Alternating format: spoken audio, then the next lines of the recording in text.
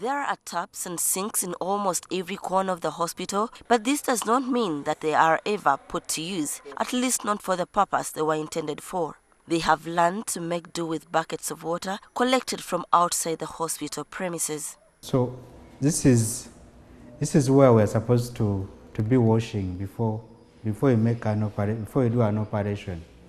But as you can test, there is no running water.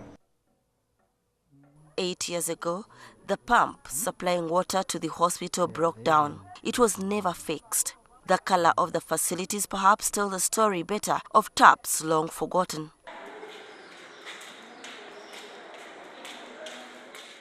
Each patient now carries in their own water. They buy a jerrycan of water at 500 shillings. If they do not come with their own water, they walk more than a kilometer to the next water source.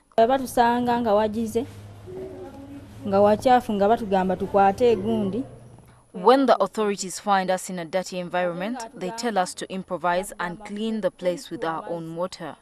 This is the labor ward in Kiboga Hospital, one of the places that critically need running water all the time. But like you can see, this tap has been out of service for a long time. Procedures at the theatre are delayed sometimes. Like most other sections of the hospital, they cannot do without water. Because you need to have water, like to clean the theatre before or after the operation.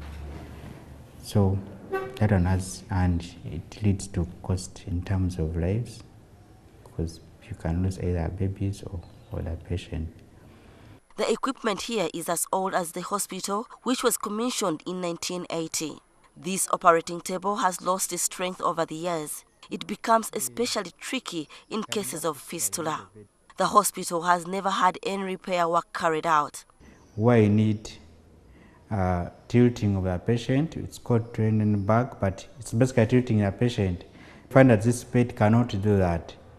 So you cannot make that operation very well.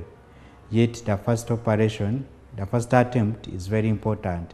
The Ministry of Health signed contracts with several companies to renovate and expand 47 public health facilities across the country. These include 2 regional referral hospitals, 17 general hospitals, and 27 health center fours. The project, worth 300 billion shillings, is funded by the World Bank through a loan to the Ugandan government. Irene Namyalo, NTV.